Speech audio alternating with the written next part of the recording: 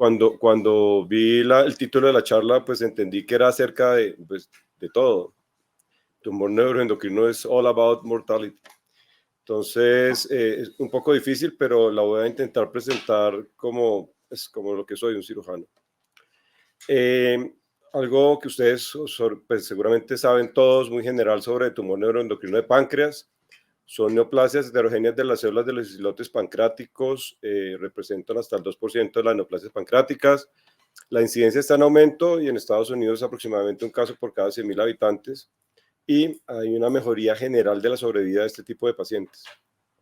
El 33%, un tercio de los casos, tiene enfermedad metastásica al momento del diagnóstico. El 20% tiene una enfermedad localmente avanzada en el momento del diagnóstico. Muchos de los pacientes que resecamos van a desarrollar con el tiempo una metástasis a distancia y hay un ligero predominio masculino con una edad promedio de 58 años, o sea, en la quinta década de la vida. La mayoría son no funcionantes, esto lo sabemos, el 60 al 90%, son de crecimiento lento, se diagnostican en estadios más avanzados y los funcionales pues son menos comunes y tienen síntomas tempranos relacionados usualmente con las hormonas.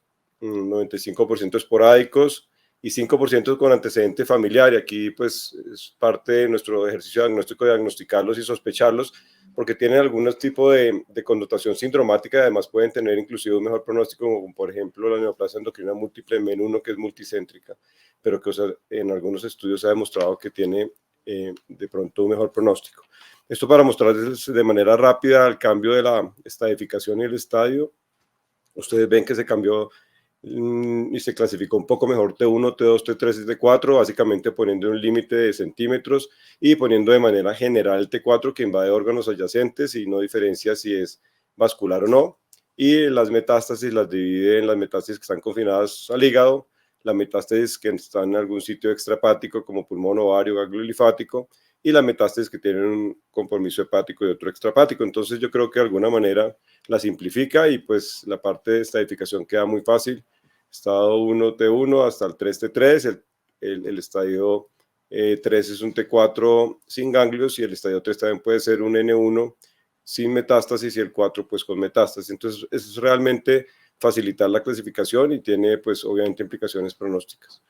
De nuevo, para recordar, con este cambio de clasificación de la OMS en el 2019, pues el carcinoma neuroendocrino pobremente diferenciado se diferencia de los tumores grado 3 y a pesar de que tienen características similares, sí tienen un impacto importante en el diagnóstico y en la terapia quirúrgica planeada porque definitivamente no responden casi ni al tratamiento médico ni a la terapia quirúrgica extensa y avanzada.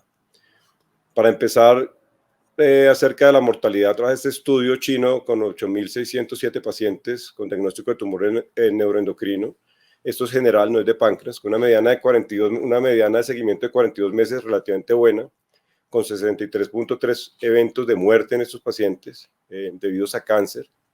De estos, 42.2% tenían metástasis y una supervivencia global de 61.7% a 5 años y 55.1% a 10 años.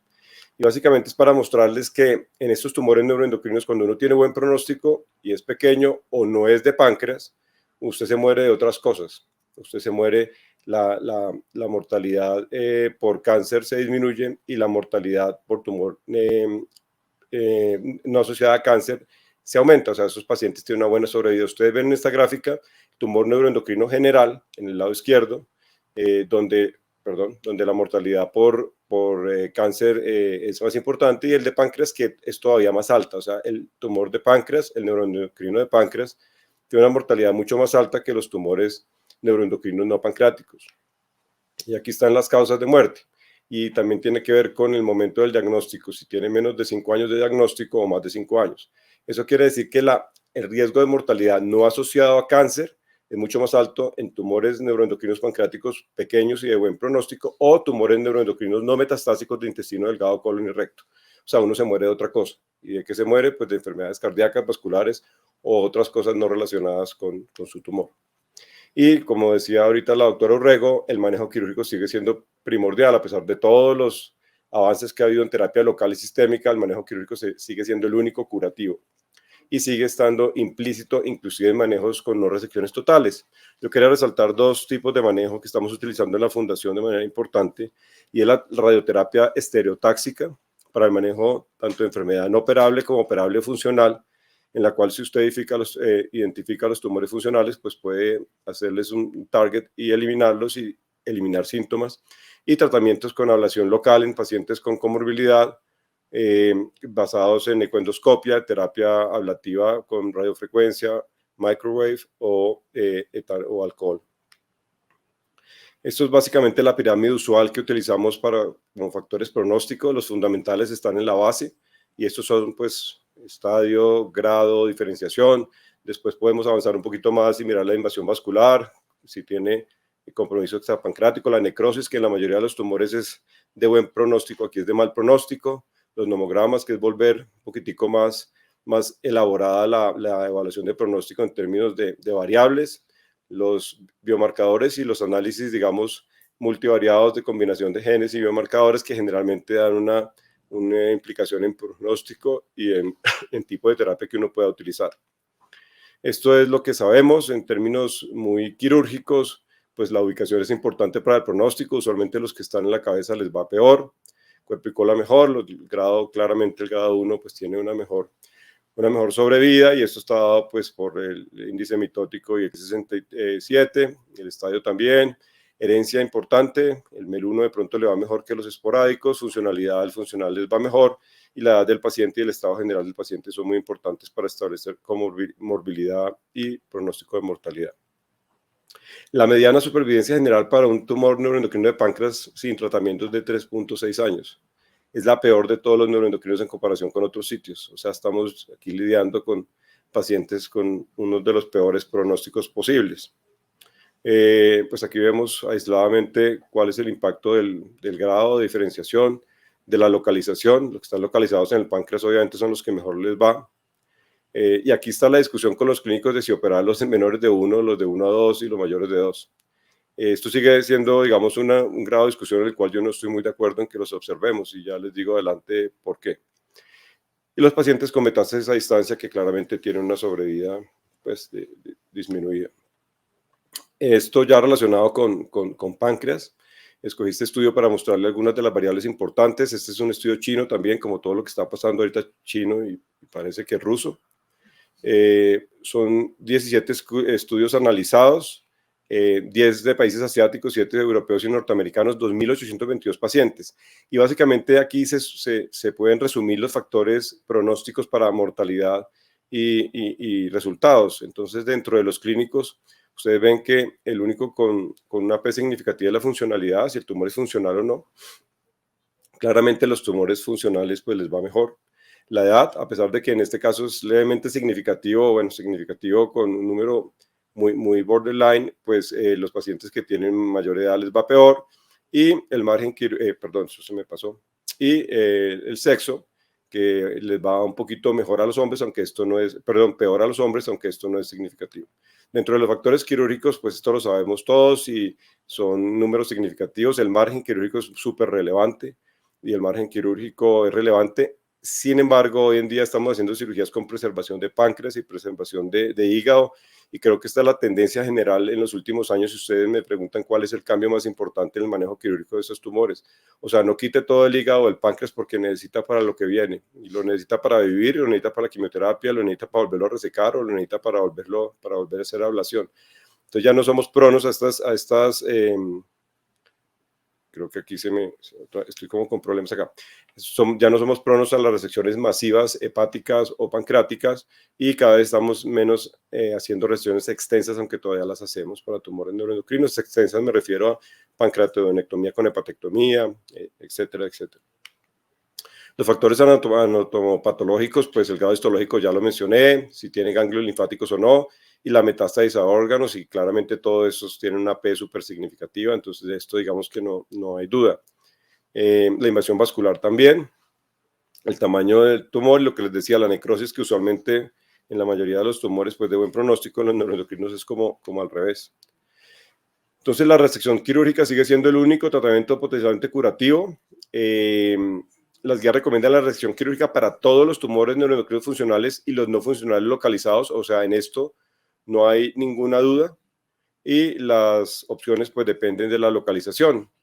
¿Cuándo no operar? No opera uno cuando tiene contraindicaciones técnicas, cuando el paciente está muy mal, estado general muy deteriorado, cuando hay una enfermedad extrahepática metastásica o el carcinoma neuroendocrino. Nos ha ido muy mal intentando hacer resecciones masivas de estos tumores. En general, la recurrencia del deterioro es muy rápido. ¿No se operan cuáles? Los que nos dicen que por favor observemos o los convencen de que los observemos. Yo realmente con los menores de 1 centímetro podía llegar a una conciliación, pero los mayores entre 1 y 2 no. No porque el índice de metástasis a distancia es del 8% y ganglionar del 26%. Y si uno mira la sobrevida libre de enfermedad, es menor en los de 2 centímetros observados que en los de 4. Y yo no sé cómo le podría explicar a un paciente que podría vivir más, pero que no, porque lo estuvimos mirando. Pero en general es una tendencia. Esta es, digamos, se me están pasando solo las diapositivas. Esta es la manera como se manejan desde el punto de vista quirúrgico el flujo de decisiones del tumor neuroendocrino localizado. Entonces, aquí tenemos, son no funcionales y los funcionales. Los funcionales, que son los más rápidos, se los digo, hay que operarlos a todos. Y los no funcionales, depende, aquí está la discusión, si es menor de 2 centímetros, entonces los podemos observar en teoría, dependiendo obviamente del grado de diferenciación histológico, y uno puede hacer procedimientos que, como les digo, en general trata de hacerlos de conservación de páncreas o hígado, si es el caso. Si no, pues los observa y mira la progresión en el tiempo. Los tumores metastásicos a hígado pancreáticos, entonces digamos que la meta principal es llevar una resección R0, o al menos el 70, algunas personas dicen 90% de las compromiso metastásico. Si la metástasis son resecables, entonces pues lo llevamos a cirugía con esas dos opciones, o el R0 o 70-90%. Si es una metástasis tipo 1, o sea, en un lado del hígado, pues uno las quita, y si es tipo 2, trata de hacer procedimientos combinados o embolizar la porta y resecar la mayor cantidad de hígado posible y hacer un tratamiento local del otro lado, o hacer cirugía en varios tiempos, aunque cada vez lo hacemos menos. En la metástasis no resecables hay dos posibilidades. Si cumple los criterios de Mazzaferro para trasplante, que básicamente no es operar el que uno no pudo operar abierto, sino que tenga factores de buen pronóstico que incluyen edad menor de 60, una diferenciación, digamos, buena, o sea, satisfactoria, no mal diferenciado, que se haya quitado el tumor primario, que tenga una enfermedad estable durante 6 meses, uno puede considerar el trasplante. Si no, uno lo que hace es tratar de quitar el primario, pues porque el primario a veces causa complicaciones, sobre todo cuando es del tracto gastrointestinal, y además ayuda en el manejo de la enfermedad metastásica, o una derivación quirúrgica si necesita cuando no es operable y las metástasis no son operables. La metástasis a distancia, quitarlas o no, en general, a pesar de que pues no es el mejor pronóstico, sí hay una diferencia entre que usted las quite, así como estamos planteándolo con un R0 o cuando hace una resección con el 70-90%, porque la diferencia en sobrevida cambia de manera significativa en 80% a 5 años, a una sobrevida o supervivencia de 30% a 5 años en pacientes en los cuales no se les reseca. Y los tipos de cirugía que hacemos son esta abierta, laparoscópica y robótica, es lo que hacemos aquí en el hospital. Hacemos disección ganglionar en todos los que son entre 1 y 2 centímetros o mayores de 2 centímetros, y en los no funcionales menor de 1 centímetro de pronto no, pero uno recomendaría de pronto hacer una muestreo ganglionar perilesional porque hace parte de la intervención pronóstica, y de pronto alguna vez le podemos convencer a los clínicos que estos tumores de pronto toca operarlos. Esto es lo que hacemos en términos de cirugía. Más o menos el 50% de las cirugías las hacemos, esto es de patobiliar completo, las hacemos, se me están pasando, las hacemos mínimamente invasivas, o sea, laparoscópica y robótica, y abiertas el resto. En pandemia nos fuimos mucho por abierta por aquello del aerosol y todo eso, pero estamos volviendo a laparoscopia y a robótica. Y aquí, digamos, un estudio también chino, con 2.571 pacientes y la supervivencia global usual de los 85.6%, que es más o menos la global promedio, y un tiempo de seguimiento de 37 meses. Solamente para mostrarles que es importante, y pues además de que confirma los hallazgos ya descritos en cuanto a los factores pronósticos importantes como edad, estadio, metástasis y grado tumoral, también nos dice que la localización del tumor es importante y que los tumores que están en el cuerpo y la cola les va mejor, y aquellos que han sido diagnosticados recientemente, o sea, no sé si recientemente, pero después del 2010, pues les va mejor y seguramente esto está relacionado con la introducción de algún tipo de terapia nueva. Estas gráficas muestran que definitivamente el tipo de cirugía es importante. Ustedes ven aquí que la pancreatovenectomía, por ejemplo, en estos tumores, tienen la peor sobrevida comparado con la excisión local o con la pancreatectomía parcial en términos de sobrevida relacionada con cáncer, pero para la sobrevida general les va peor en la pancreatectomía total, probablemente porque si usted opera a una persona joven y le quita el páncreas, seguramente va a estar dependiendo de insulina y con unas, digamos, calidad de vida deficiente debido a la ausencia de páncreas. Entonces, la cirugía en tumores histológicos grado 1 y pequeños sí afecta digamos, la morbilidad y la sobrevida a largo plazo. O sea, es mejor que usted le hagan una excisión local. Obviamente eso implica que el tumor probablemente era más pequeño y es mejor que le hagan una pancreatectomía distal que le hagan una pancreatovenectomía. Entonces es importante esto. Igual, esto es para tumores grado 2 con diámetro pequeño, pero es muy parecido, solamente que en los grados donde el tumor es un poquitico más digamos, maligno, pues la pancreatovenectomía pasa a la supervivencia general de la pancreatovenectomía es peor. Vemos que es más o menos lo mismo, pero quiero decir que aquí no solamente depende del tumor, sino del tipo de cirugía que hagamos. En este estudio, colaborativo con 87 pacientes, con una distribución de género promedio y una edad promedio de tumor neuroendocrino similar, digamos, es para mostrarles principalmente lo que tiene que ver con el tamaño. En este estudio, doctora Yanira, los tumores menores de 2 centímetros no operados, la supervivencia libre de enfermedad fue menor que los tumores mayores de 4 centímetros. Vaya, qué curioso. O sea, los tumores con diámetro menor a 2 centímetros tuvieron más recurrencia de enfermedad y probablemente se murieron antes. Entonces, observarlos tiene una responsabilidad grande y un paciente pues para toda la vida porque el tiempo de evolución de la enfermedad es largo. Aquí está dependiendo del grado 1, grado 2 y grado 3, la sobrevida esperada, entre más desdiferenciada, pues menor sobrevida. Importante aquí para mirar si el tipo de cirugía influye en la sobrevida, 143 pacientes con una edad promedio similar, con un seguimiento de 72 meses bastante largo, y ustedes ven que la sobrevida está asociada también al tipo de cirugía. Cuando uno, digamos, se las da de muy macho y hace una resección multivisceral, usualmente les va mal, y les va mal por dos cosas. Primero, porque el tumor probablemente tenía un pronóstico malo por la biología molecular. Les va mal porque la cirugía tiene una comorbilidad muy elevada, y les va mal porque usted no alcanza una resección R0.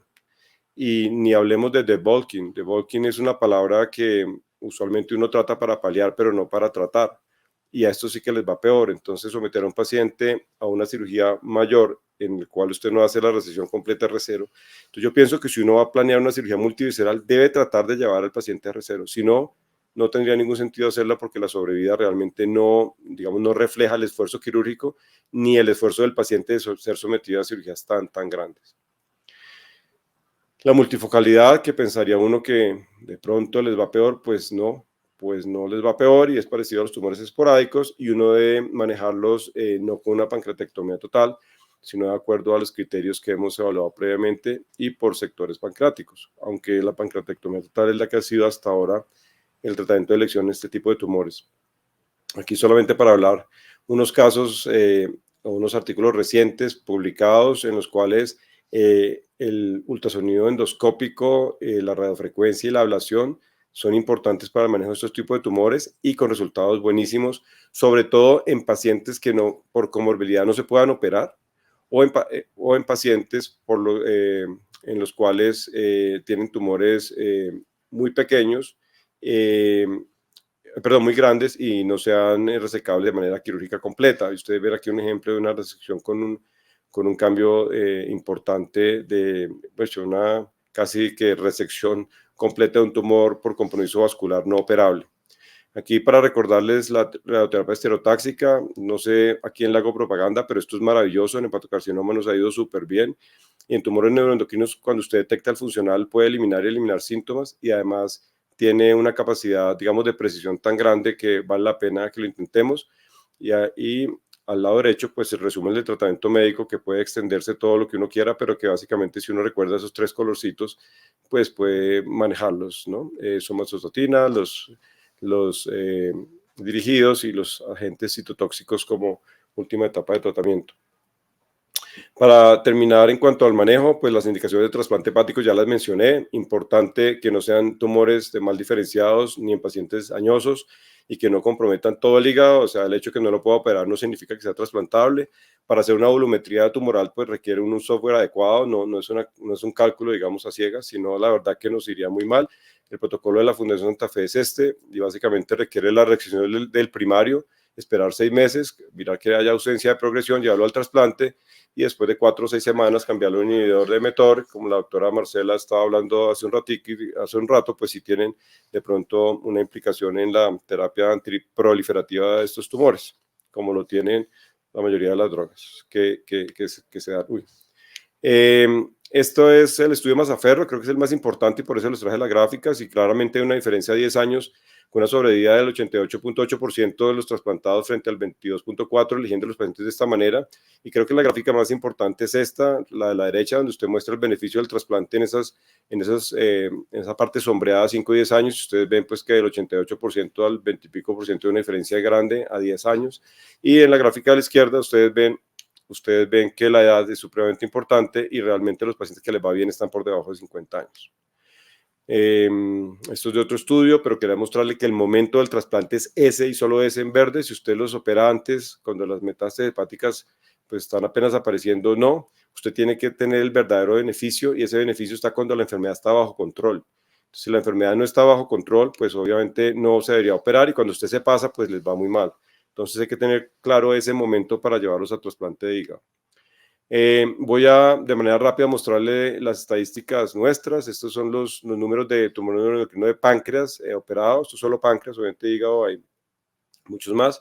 El año pasado cuando pasó el pico, pues pues operamos todos los pacientes que seguramente con carga de enfermedad hicimos resecciones muy grandes. Y esas resecciones grandes yo creo que se dieron mucho más después de la pandemia. Creo que la gente pues no consultó, no se operó. O también creo que estos pacientes la mayoría de los pacientes que operamos de metástasis hepáticas tuvieron una evolución súper torpia en estos 2 años y han habido unas recurrencias al mes impresionantes que uno pues no había visto antes. Esta es la sobrevida global a 200 meses con una sobrevida aproximadamente pues casi el 80%, 78% de la cohorte de pacientes operados. Estos son los pacientes que fueron operados de manera laparoscópica abierta, la mayoría fueron abiertas en el último año, en el 2017 pues fueron mitad y mitad. La mitad con pancreatonectomía y pancreatomía distal en general, o sea, muy parecido el número, el tipo de cirugía importante, lo mismo que veíamos en los estudios que les mostré, la pancreatonectomía, probablemente por la cirugía misma o porque el tumor es más avanzado, pues en términos de sobrevida les va un poco peor. La abierta y la laparoscópica también, de pronto porque la abierta pues es dirigida a los pacientes con compromiso vascular, en los cuales hacemos algún tipo de resección vascular o resección mayor. Aquí están pues la localización del tumor, la mayoría distal en proceso uncinado de cabeza, 38 y 41, ese es mitad y mitad. Menores de 2 centímetros, el 47%, de 2 a 4, el 26.4%, menores de 1 no tenemos ninguno porque no los podemos operar, no llegan. La ubicación del tumor también importante, en el proceso uncinado, también relacionado con el tipo de cirugía, pues nos va peor. Y el tamaño del tumor, pues los mayores de 4 centímetros con una sobrevida inferior a los demás. Muy rápido, estadio de la mayoría. Por aquí están mirando el reloj, yo creo que se está acabando con el tiempo. Ganglios también, lo esperado. Los ganglios positivos les va peor en verde del lado derecho. Índice mitótico, la mayoría está en un índice de 2 a 20, un 67 de 3 a 20. Creo que vamos a adelantar esto. Metástasis encontramos en un 20%, muy parecido a la literatura nuestra general, grado 2, 64%. Que es como lo mismo. Los no funcionales tenían la mayoría de receptores para sinaptofisina y cromogranina. De los funcionales, pues ahí están distribuidos, la mayoría fueron insulinoma. Tiempo quirúrgico está aquí, obviamente esto incluye pancreatonectomías, incluye conepatectomías, incluye cirugías combinadas extensas, estancias hospitalarias, se prolongan las cirugías extensas de manera importante, Y pues transfusiones usualmente no hay, excepto cuando se relacionan con resección hepática. Pues las conclusiones son que los factores pronósticos, pues creo que son muy similares en términos biológicos al resto de tumores neuroendocrinos. La escogencia del paciente es muy importante y los tumores de menor tamaño, menor grado, menor estadio, pues les va mejor. Los funcionales les va mejor, la ausencia de ganglios, la edad y la condición general del paciente, pues son muy importantes. Muchísimas gracias.